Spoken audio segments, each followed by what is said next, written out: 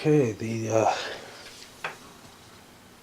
second activation of the during the war part of the game went to the Lev command, and I sent that into Lebanon pretty heavily to just attack these in a set-piece battle during the exploitation.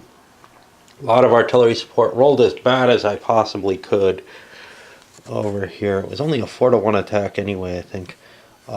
And ended up getting an 8 to a 1. That's a momentum changing event, and I'm out of ammo for the entire artillery support that I threw into play there. That was pretty damn bad. It reduced Lev's morale. It doesn't increase the morale of those Lebanese units. They have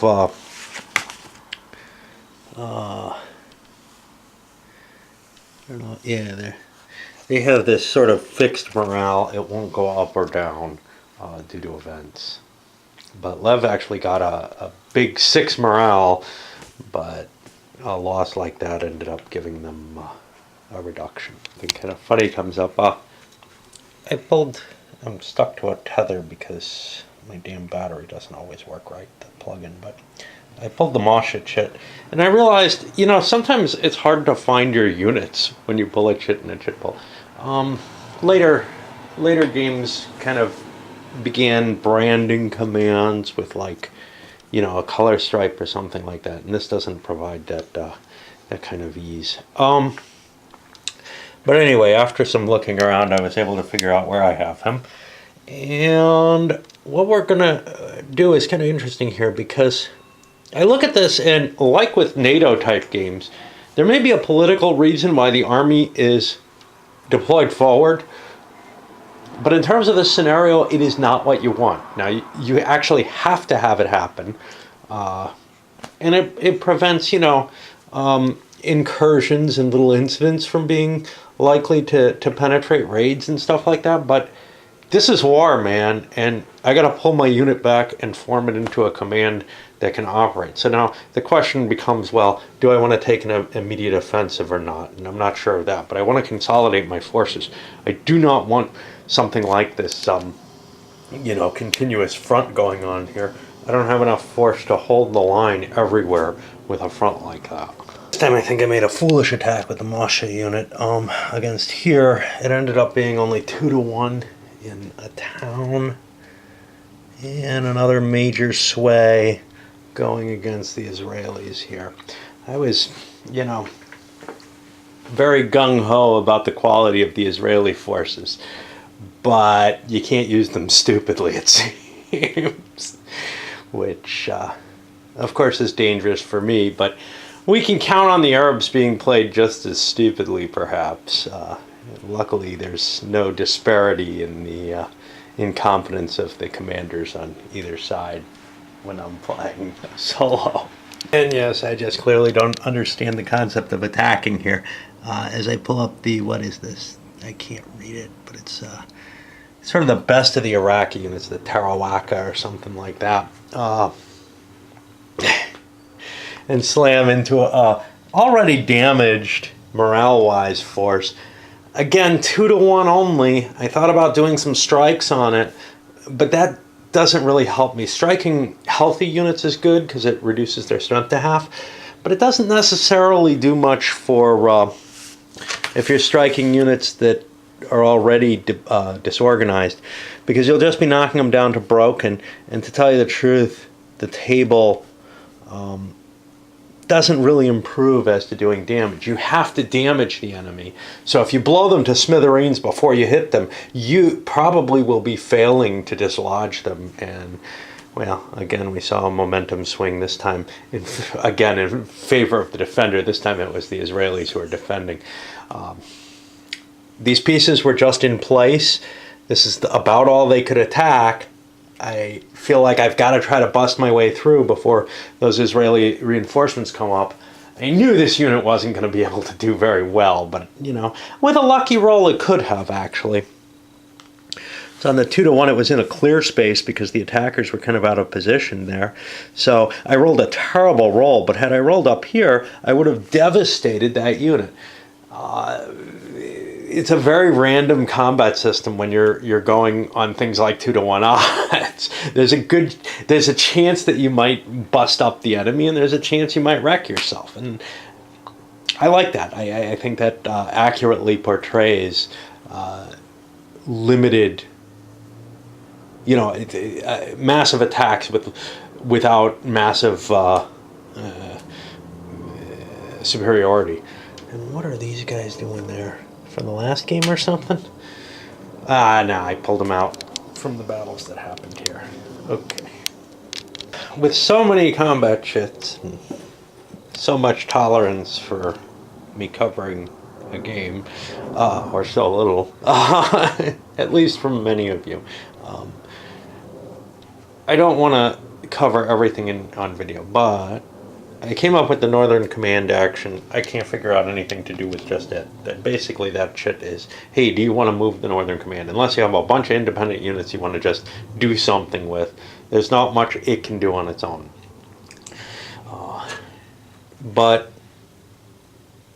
then I came with the 7th mech, and this is a first. I think I'm just going to hold position with all the units. Now, I don't have to do it with all the units, but these guys who are in a zone have to make a choice immediately. And right now, they're kind of pinning those Israeli units. Those Israeli units either have to launch an attack along the border or withdraw or whatever. And I'm in the same position, and I feel like if I'm generally on the offensive, I'd rather keep them pinned there and make them make the choice by doing the hold choice on the set piece battles.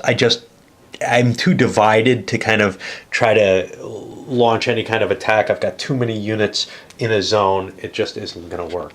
Okay, well, major effect here. The Assad Guard, which is not a particularly, it's not an elite unit or anything. It's first line, which is fairly good for Syria, but it doesn't compare to some of the stuff on the board. Ended up getting an activation. Pushing forward, doing a mobile attack, busting through one group, which is back here now, and then ended up getting this guy surrounded, who's been a kind of a problem for us, right? Because the best Iraqi troops got blasted by it. Well, set piece battle hitting into here. Israelis tried to throw 2 airstrikes in to soften things. One of them was successful. I allow them to choose after the first one whether they want to send a second one. The first one got driven off by anti-air artillery. But the Moshe units here were destroyed because of being completely surrounded. That makes it more painful. They took 2 step losses from that and another one from trying to retreat through it. They were just gone. That ends up being only a 4-point momentum swing that dropped them from a 4 to a 3. But then 4 destroyed units drops it down, below a 1. It's not allowed to go below a 1, but the Moshe unit is basically ineffective at this point. There's not a lot I can do with it ever again in this scenario. Because it's hard to rebuild your points that way. You can only rebuild through being in a combat, and they're so shitty, they're just going to fall apart in combat. So I can rebuild the actual strength points and maybe make them, maybe they'll get attacked and get very lucky or something, but chances are they're just going to get demolished no matter what fight they're involved in. They need to get withdrawn from the battle. They're combat ineffective for the remainder of the game, basically. And there's not much left of them. It just highlights how much luck there is really in the game. Now, the Moshe unit actually went, so we knew the Assad Guard would go after it, but it's quite possible that you could get an activation and an activation coming in before some unit that has, an exposed force gets really hammered before it gets a chance to pull out of there. So that, in addition to an attack table that might not have, I got a pretty crappy roll there, but I had such good odds overall. I was on the 2-to-1, which isn't terribly good, but I got like an 8. Now, the Assad units were good enough that they weren't affected by it, which helps. But I could have rolled a 9, and that would have gone the other way, So there's no guarantees here. There's a lot of luck baked into that D10 combat system, and a decent amount of luck baked into the chits. What's really cool here, though, so compare this to like your Avalon Hill Classics or whatever, where you move all your pieces and then you roll some dice, and you got to kind of think about, oh, geez, I rolled a 6 and that was an exchange and I had fairly good odds there. What happened? Well, here you get to see what happened. Units were able to coordinate in a certain way in the pulsing and everything. You can kind of see the narrative a lot better than you tend to see it in your traditional I Go, You Go game. And I really do like that aspect of this. Maybe I've gotten a little older. Maybe I've gotten a little more willing to cope with operational games than I used to. I know that that's the case. But this is kind of winning me over in a way that it never has before. Maybe it's just doing it on video that helps. I don't know.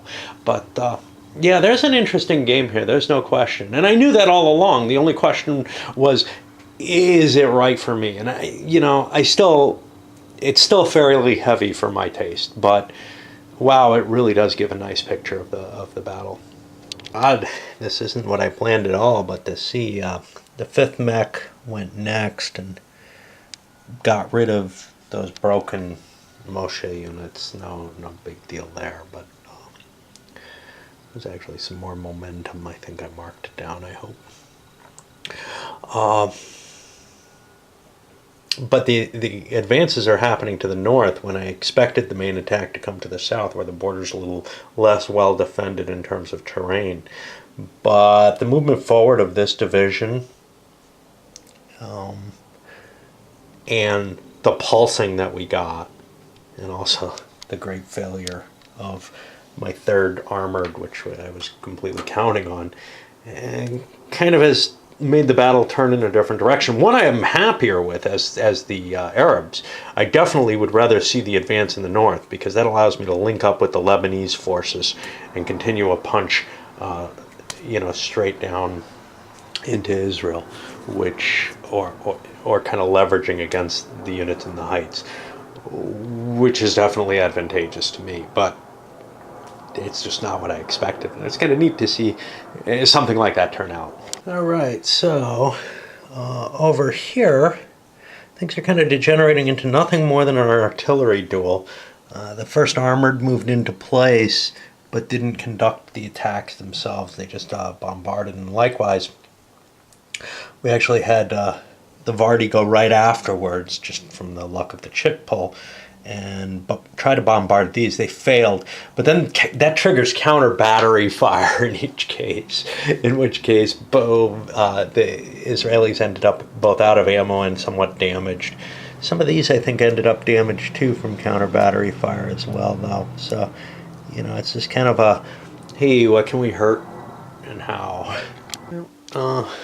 Still a lot of room for a lot of repositioning type maneuvering. So the Mordecai division is up in place here, and this looks like a good location to consider building fortifications. If I'm kind of worried about building it too close in, not because you lose too much, it just uses headquarters capacity, which isn't too difficult, but you can't move at the same time. And I felt that it's been necessary for me to move my units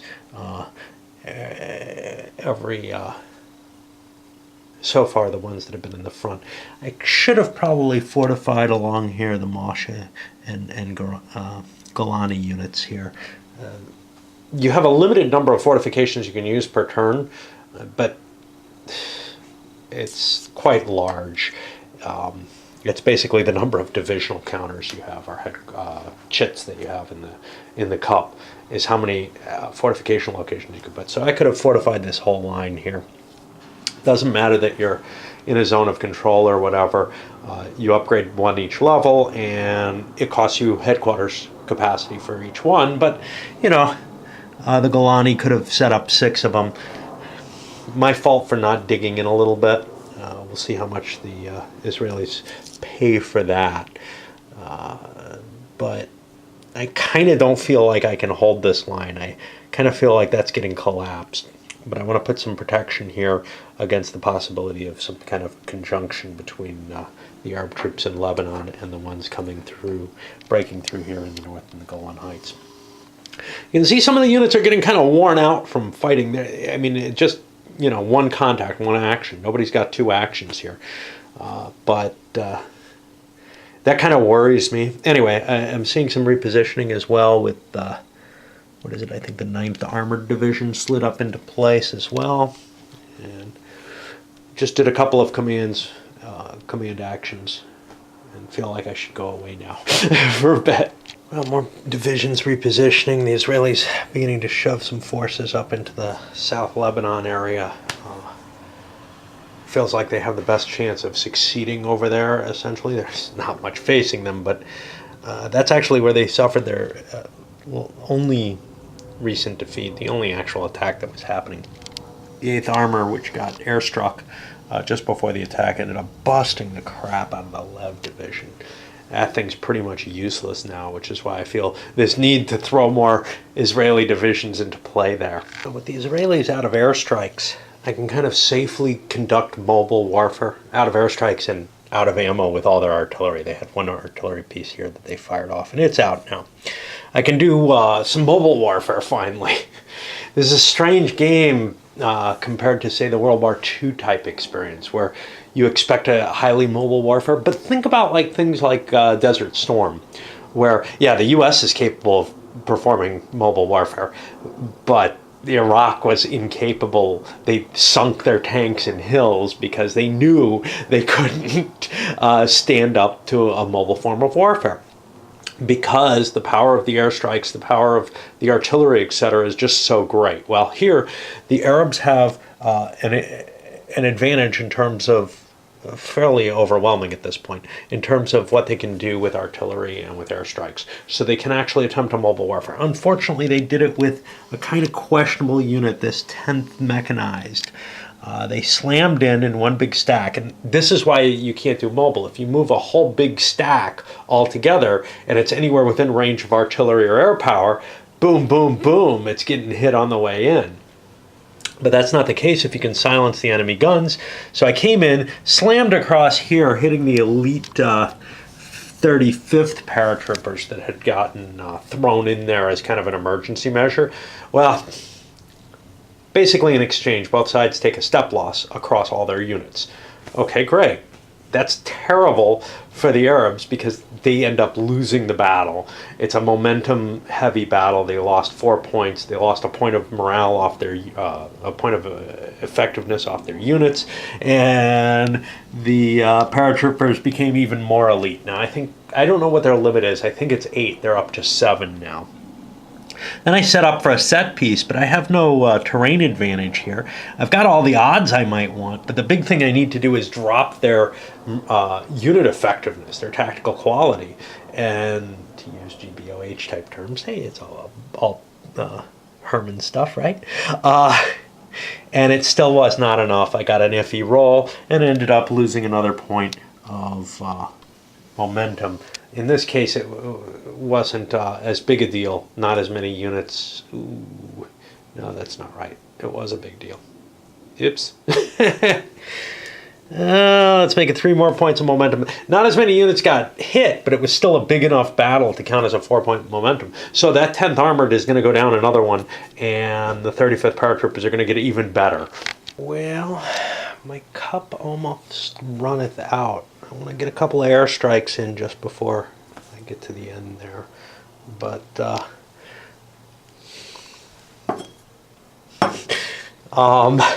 just making sure.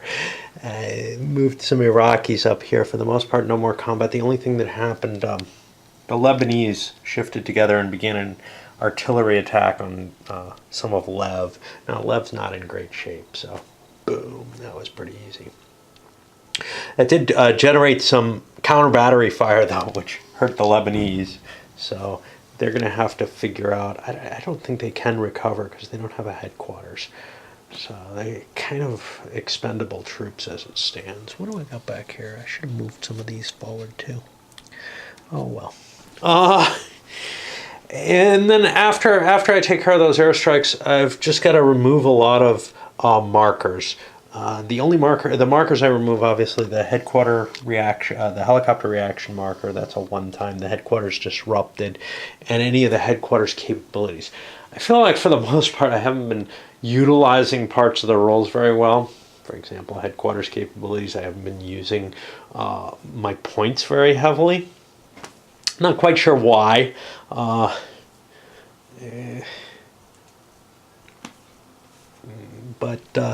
here I actually I moved up into place and then didn't actually position myself for an attack. I instead built some hasty fortifications. I don't know if that's a wise thing to do.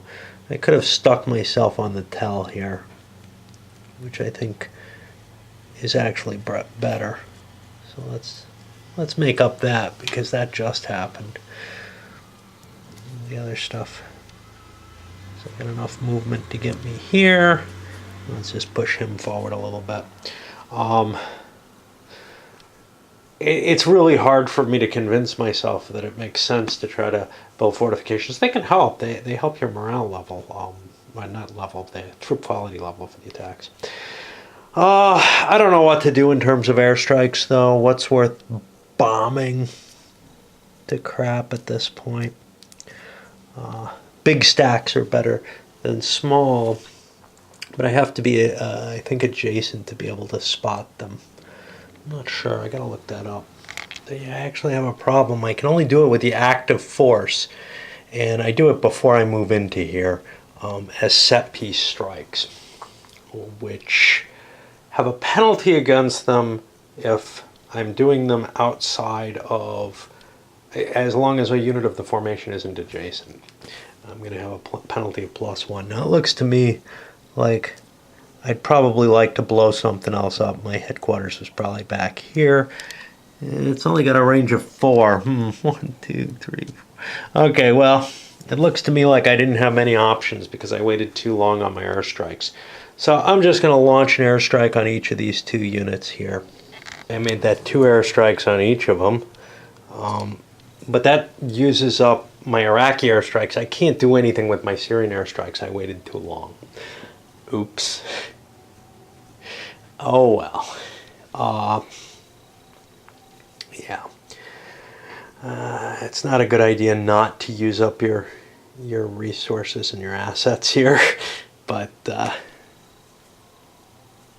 just kept feeling like, I'll need him some other point in the turn. I'll need him on defense. I want to blow up units that are counterattacking or something. I just ended up not getting to use them because I let the counter cup run dry. All right, well, I guess this is about it for the turn. I'm going to load this one up. I know it's a short video comparatively, but I think it provides a good bookmark at the end of a turn. I'm kind of hoping that maybe I'll get more than one turn in on the next video, but because I did so much of the first turn in that first video along with the setup of the scenario, I kind of want to provide this end point here. Minor pain in the ass point in the game. You got to fish through all the different units looking for your headquarters to see which ones are sitting on top of markers indicating that they spent some of their capability. There's not all that many, so it's not a horrible task, but I'm not absolutely sure I got them all. All right, up we go indeed.